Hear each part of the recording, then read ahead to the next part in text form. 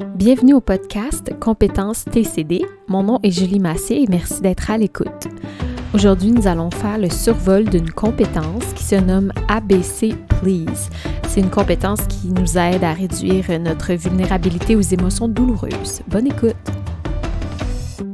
J'espère que vous allez bien, que vous passez une belle journée ou soirée ou semaine.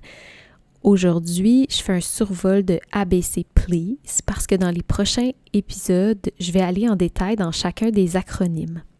Alors, cette compétence, elle s'appuie sur l'idée que plusieurs petits gestes et habitudes cumulés au fil du temps et qui sont faits au quotidien peuvent transformer notre façon de vivre nos émotions parce que ça nous aide à bâtir une vie qui est riche, qui fait du sens pour nous et qui est équilibrée.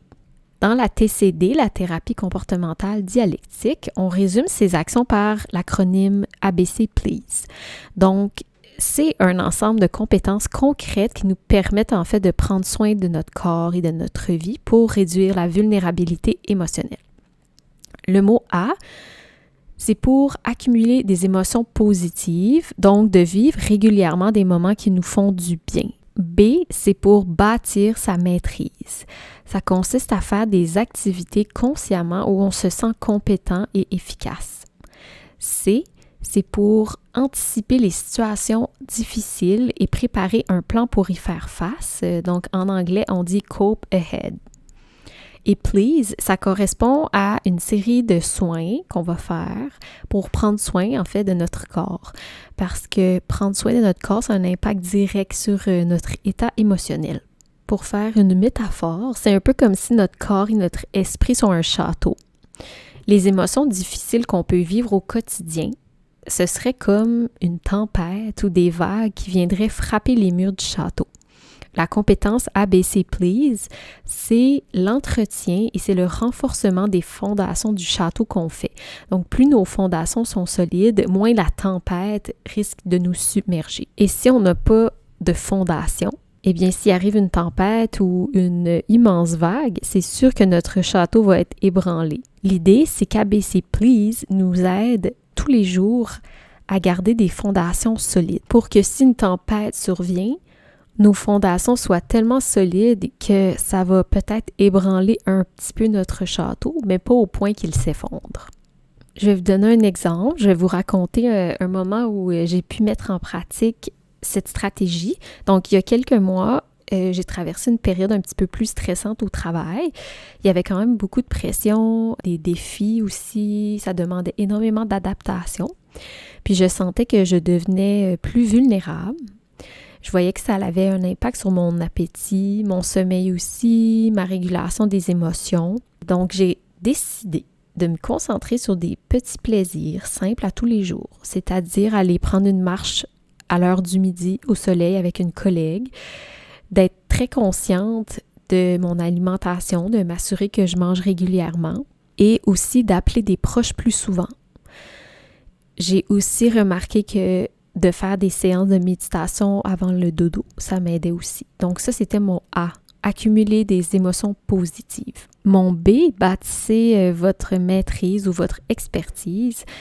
C'est l'idée de faire des choses qui nous font sentir compétents, sûrs de nous, en contrôle, capables de gérer des événements. Donc, ce que j'ai fait, c'est avant d'aller travailler, je prenais 5 minutes pour réviser des connaissances qui m'étaient moins familières et auxquelles j'avais à faire face pendant mon travail.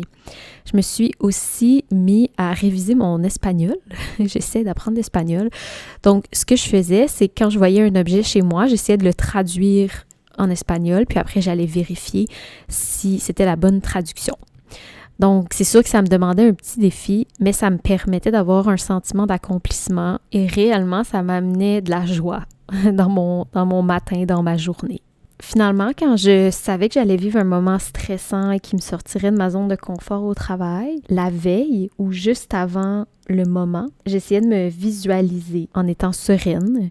Puis, je me préparais aussi en avance. Je faisais un plan pour m'assurer que je sois prête à faire face au stress. Donc ça, c'était mon C qui est anticiper pour mieux faire face ou en anglais « cope ahead ». Et évidemment, bien dormir, manger équilibré, éviter l'alcool, c'était des éléments qui étaient très importants pour moi à ce moment-là. C'était des petits gestes qui m'ont aidé à ne pas me sentir submergée par mes émotions.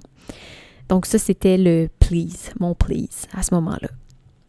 Pourquoi ça aide de faire ABC please? En fait, ça ne va pas supprimer nos émotions douloureuses, mais comme je disais plus tôt, ça va renforcer nos fondations au travers des possibles tempêtes émotionnelles qu'on vit, parce que le quotidien est rempli de moments qui nous apportent des émotions diverses, autant des émotions agréables que désagréables.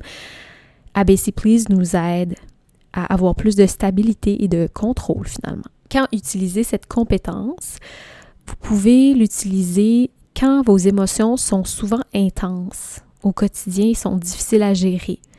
On peut l'utiliser aussi en prévention pour éviter d'être facilement envahi ou submergé par nos émotions. Et on peut aussi l'utiliser comme base avant d'utiliser les autres compétences TCD qu'on a vues dans les épisodes précédents, comme agir à l'opposé, résolution de problèmes, vérifier les faits. Maintenant, je vous propose une petite pratique à faire chez vous. Vous pouvez la faire tout au long de la semaine dans l'objectif de réduire la vulnérabilité émotionnelle et renforcer notre résilience émotionnelle. Première étape, à tous les jours, je vous invite à choisir au moins une activité agréable à faire. Ça peut être simple. Ça peut être écouter votre chanson préférée en vous réveillant, dans l'auto avant d'aller au travail. Ça peut être de choisir de prendre un bain, de jardiner, de lire un chapitre d'un livre. Ça peut être de faire une petite marche, même si c'est 10 minutes. Ensuite, construisez votre maîtrise. Pensez une compétence que vous aimeriez développer ou améliorer. Ça peut être un loisir, ça peut être une tâche au travail, ça peut même être une compétence sociale. L'idée, c'est de faire un petit pas chaque jour vers cette compétence. Anticiper une situation difficile, je vous invite à prendre le temps de penser à un moment où vous risquez de ressentir des émotions fortes cette semaine. Je vous invite à vous imaginer comment vous allez y faire face. Je vous invite aussi à préparer une ou peut-être 2 stratégies pour vous aider à faire face à cette situation qui est stressante. Ça peut être autant de la respiration profonde ou même de demander de l'aide. Finalement, prendre soin de son corps, donc essayer de respecter les bases. Je sais que c'est pas toujours facile. Bien manger, dormir suffisamment, bouger un petit peu, éviter les substances qui peuvent aggraver nos émotions comme l'alcool ou la caféine en excès. Finalement, je vous invite à pratiquer la pleine conscience. Vous pouvez retourner dans les épisodes précédents si la pleine conscience n'est pas familière chez vous. Je vous invite à, quand vous vivez une expérience agréable, de vous arrêter tout simplement un instant, de ressentir le moment pleinement, d'observer ce que vous ressentez dans votre corps. Ça aide à ancrer les moments positifs et aussi à augmenter leur effet sur nos émotions. Réduire notre vulnérabilité aux émotions douloureuses, c'est un processus, et c'est une construction progressive, mais il ne faut pas oublier que c'est en cumulant les petits gestes qu'on renforce notre capacité finalement à faire face aux émotions qui sont difficiles et surtout à vivre une vie qui est plus riche, satisfaisante, qui a du sens pour nous, puis qui est alignée avec nos valeurs. Donc je vous encourage à commencer maintenant avec une petite activité agréable, puis on n'oublie pas d'être patient avec nous-mêmes et que chaque pas compte. Merci pour votre écoute et vous pouvez aller sur le site TCD Montréal ou sur notre chaîne YouTube pour plus de ressources.